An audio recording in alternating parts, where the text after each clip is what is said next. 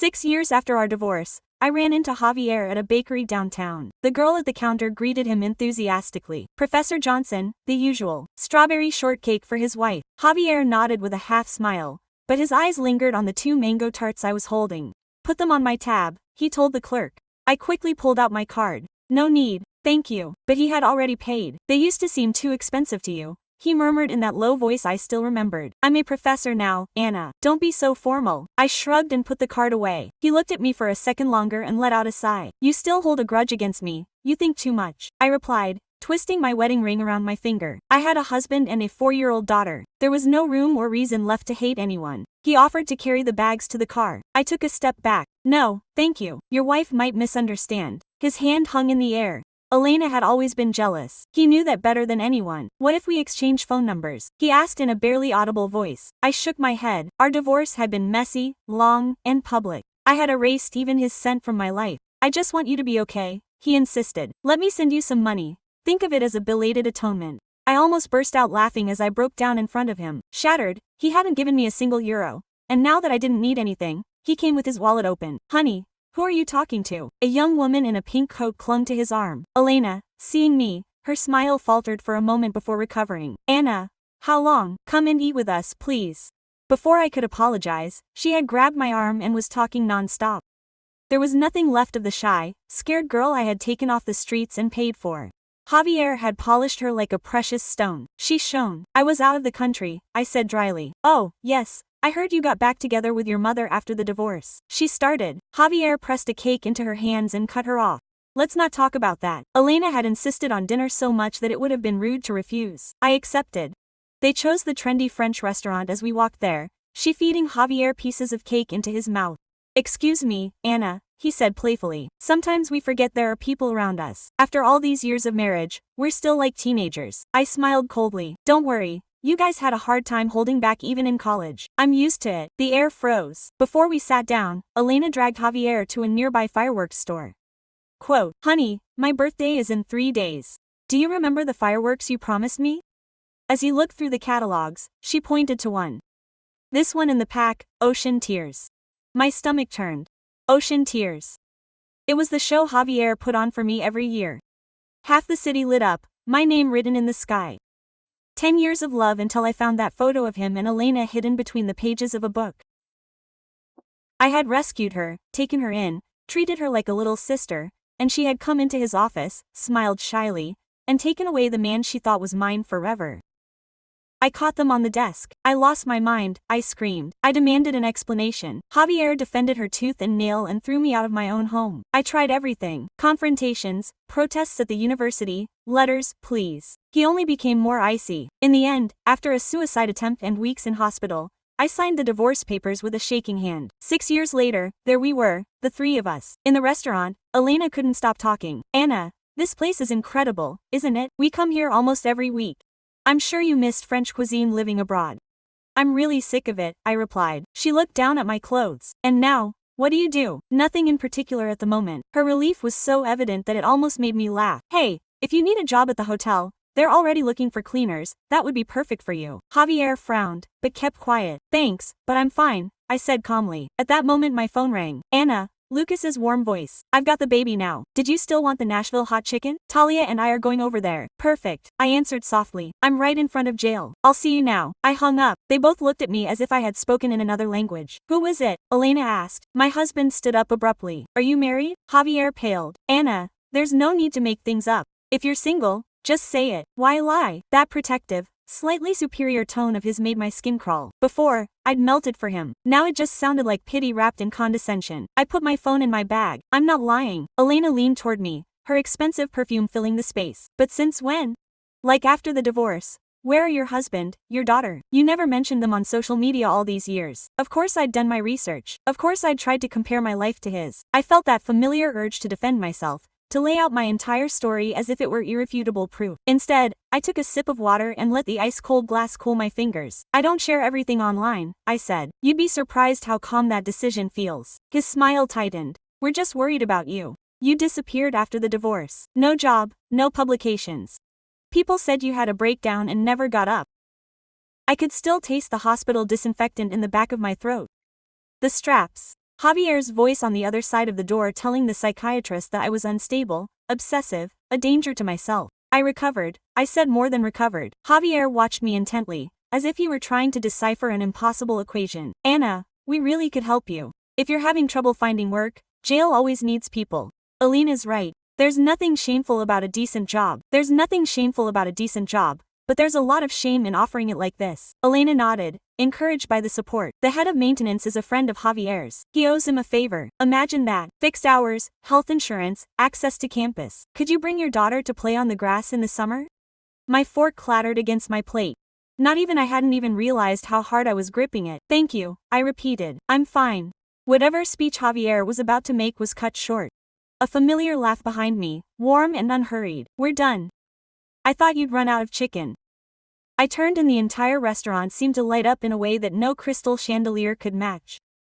Lucas stood in the doorway with Talia on his hip, her little slippers clicking against the lapel of his jacket. He was still wearing his blue suit from the meeting, his tie loose, his hair a little disheveled. Talia was holding a small stuffed owl and waving it like a flag. Mommy, she called when she saw me. We saw the giant library. Daddy says it has books about witches. Just the important sections, Lucas clarified with mock seriousness. Then he smiled at me and for a moment everything else blurred.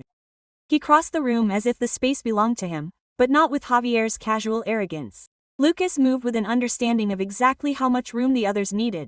Sorry I'm late, he said, leaning down to kiss my forehead. He smelled of fresh soap and street air. The traffic near the square was hellish. I could feel Javier and Elena watching us. Their silence vibrated. Lucas, I said, straightening up a bit. They're old acquaintances, Javier Johnson and his wife Elena. Lucas shifted Talia's arm and held out his free hand. Pleased to meet you, Lucas Rades. The last name dropped like a stone into a still pond.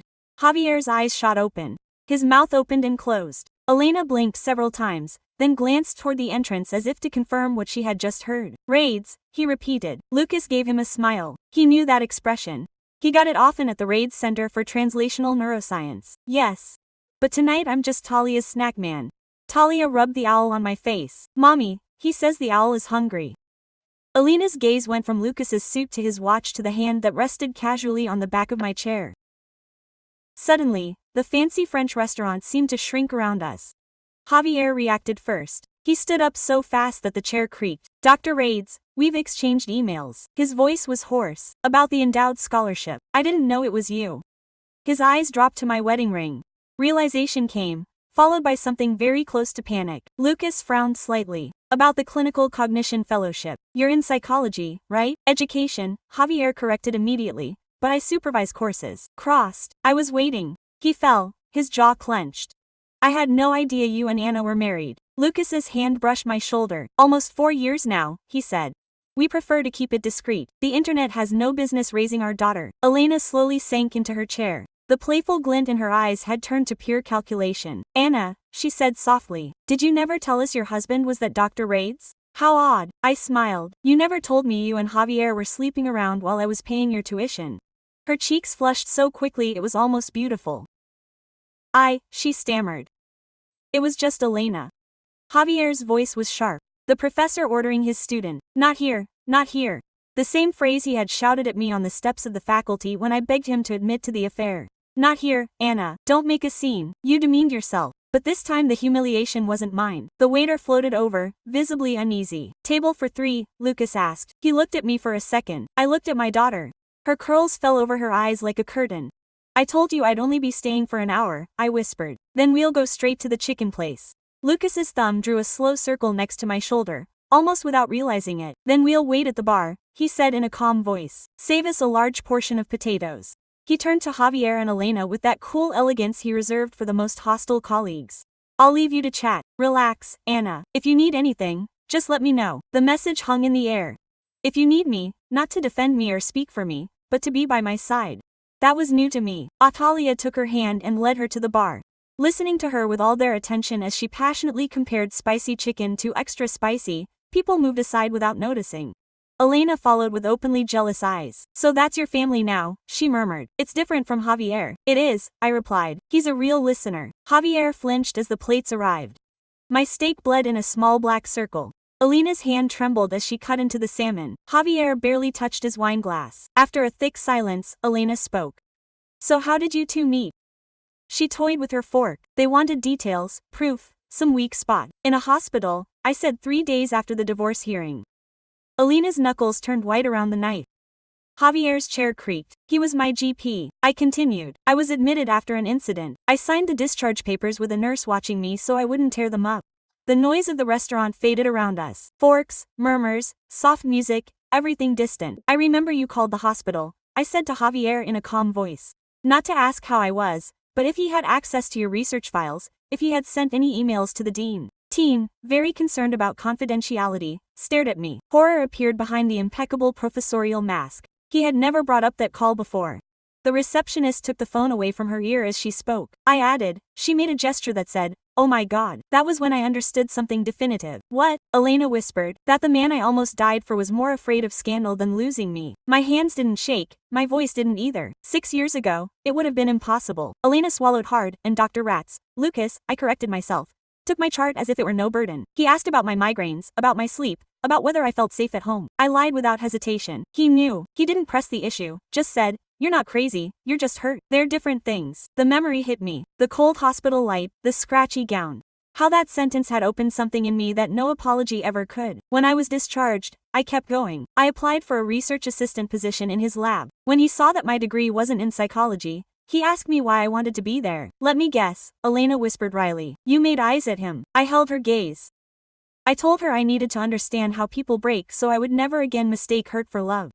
Javier closed his eyes for a moment, as if the words were drilling into his temples. What saved me wasn't Lucas rescuing me. He already knew that. It was that while Javier and Elena had spent years repeating that I was unstable, overreacting, overly sensitive, a whole laboratory of people trained to measure minds, they had seen my potential for 6 years believing that I had run away from them. Sitting there, I realized that I had left them behind. Anna, Javier said quietly. I didn't know about that call. I was under a lot of pressure. Then, the dean, the donors, one of those donors, I cut him off. It was my mother's foundation. He was speechless. Elena's fork stopped halfway to her mouth. Did you ever wonder where my money came from? I asked. Did you ever care? Quote, as long as the checks kept coming for your conferences, your field trips, and your PhD fellowships. But when I asked my mother to stop funding you, she didn't object, just said, I wondered when you were going to realize it.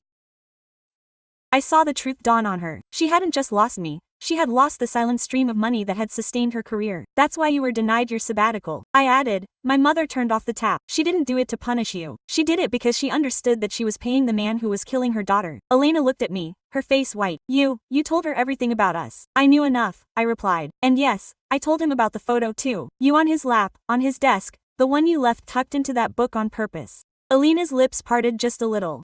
I didn't pick my favorite novel. I continued. You had timed it so that I would discover it right after your afternoon of studying. You left the book open to that very page. You wanted me to storm out, to appear unhinged. Kay, did you want him to see me as the deranged wife? You succeeded for a while. It took me years and many therapy sessions to understand that what seemed like capricious punishment had been carefully planned.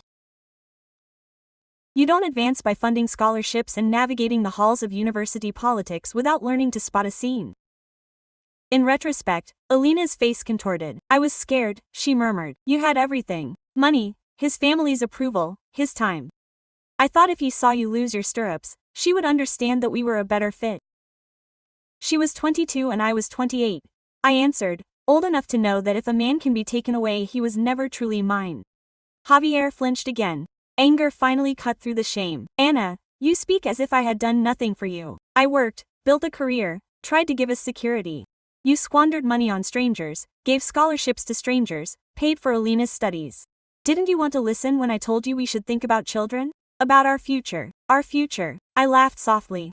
Do you mean your legacy, your disciples, your conferences, your name engraved on the donor wall? That was the first big turning point.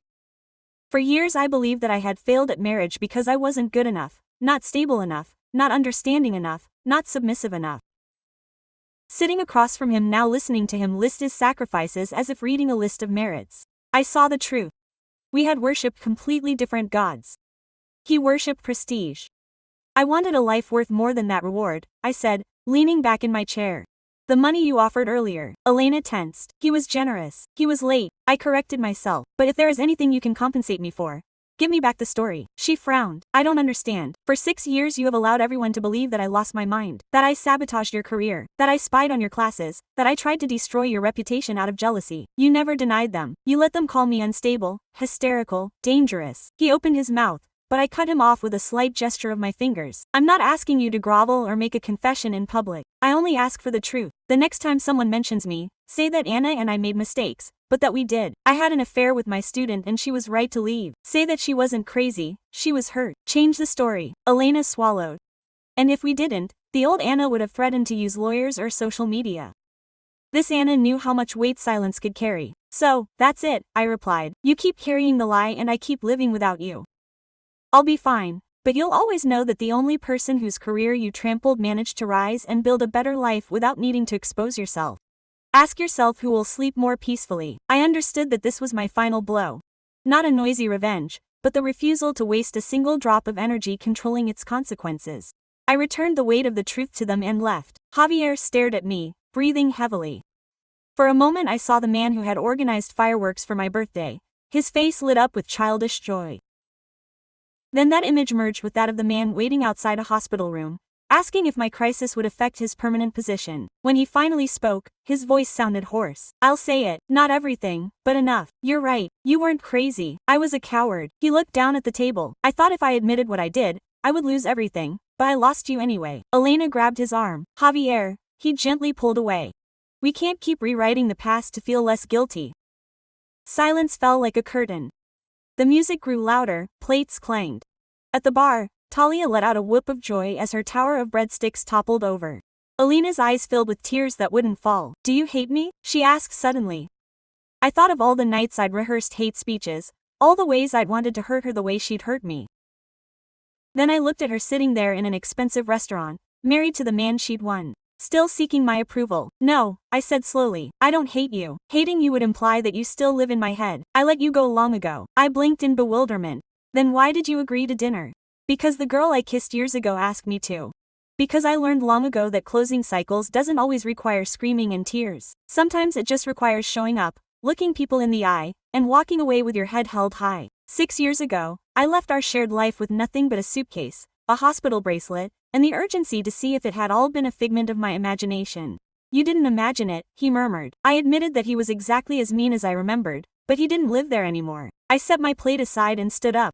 I could feel Javier's eyes boring into my back like claws. Anna, he said it almost pleadingly. I laughed genuinely for the first time that night when he added, if things don't work out with him one day, are you offering yourself as a backup husband, Javier? I cut him off.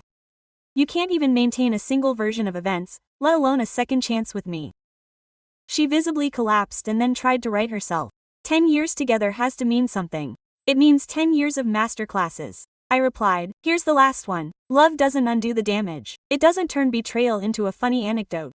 It doesn't make me sit in your restaurant pretending that offering me a cleaning job is generosity. Elena paled abruptly. I know exactly what you meant. I clarified. You needed me to remain smaller than you. That's not my role anymore.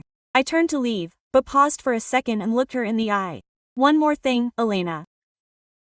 Next time you feel like sabotaging another woman to keep a man, ask yourself why you're so convinced he'd leave you if you didn't. That answer will tell you everything you need to know about your relationship. For the briefest of moments, something very similar to fear crossed her eyes. Not fear of me, but of the question itself. I walked toward the bar. Talia saw me coming, jumped off the stool, and hugged my legs. Mommy, Daddy says spicy food is for grown-ups, but I'm almost a grown-up. You're 4, Lucas reminded her, smiling. 4 is a lot, she protested, then looked at me with a frown. Let's go get some chicken. I smoothed her hair. Yes, honey, thanks for waiting. Lucas watched me intently, reading the remnants of the storm on my face. Very loud, he whispered. I exhaled slowly. The air in the restaurant felt heavy and hot. Not as much as before, I replied. I think that's what it's all about. We stepped out into the cool night. The university buildings loomed around us like silent guardians. Students ran around with their backpacks. Lives that were just beginning to unravel. Behind us, the door to the restaurant opened. Javier appeared in the doorway, hunched over. He looked at me with an expression that had already I couldn't interpret it. Maybe remorse. Maybe the certainty that he finally saw me without the lens of his own convenience. He raised his hand, half greeting, half pleading. For a second, the old Anna stirred, the one who would have run back in search of yet another explanation, of an impossible closure. Instead, I bowed my head once, politely and definitively, and kept walking. Lucas intertwined his fingers with mine. "Are you sure?" he asked quietly. "Yes," I replied, and for the first time, I truly believed it. "I think I finally am." We reached the corner where the neon fried chicken sign flickered. Italy swayed our clasped hands as he hummed a made-up song. At the stoplight, my phone buzzed. Dean's notification. Subject: final confirmation. Scholarship extension. Lucas glanced over my shoulder at the screen and smiled. "They approved the second package." "Good," I said. "More spots for those who really need them." "Are you sure you don't want your name on them?" he joked. "You wrote most of the proposal yourself." I thought about the plaque I would hang in a hallway someday. It would say Rat's scholarships, not mine, and it seemed perfect. I had spent too many years measuring my worth against other people's labels. "I know where my work is," I replied. "I don't need a wall to remind me of that." The light turned green. We crossed, our shadows lengthening across the asphalt. Behind us, vendors were starting to set up their fireworks stands. Before that, I would have stopped and watched, waiting for the sky to explode just for me. Convinced that being loved meant being the luminous center of someone else's story, now holding Talia in my arms and smelling the hot pepper rising from the street, I understood something simple and enormous. My life no longer needed explosions to prove it was worthwhile. All it had to do was be mine. That night, when Talia fell asleep and Lucas nodded off beside her, I opened my laptop. A blank document awaited me, the cursor pulsing patiently. I began to write. 6 years after my divorce, I ran into my ex-husband in a bakery. This time the story would be mine from the first line, and beyond the screen I could sense the outline of a future where the past no longer bled, but had become what it was always meant to be, a scar proving I had survived. No,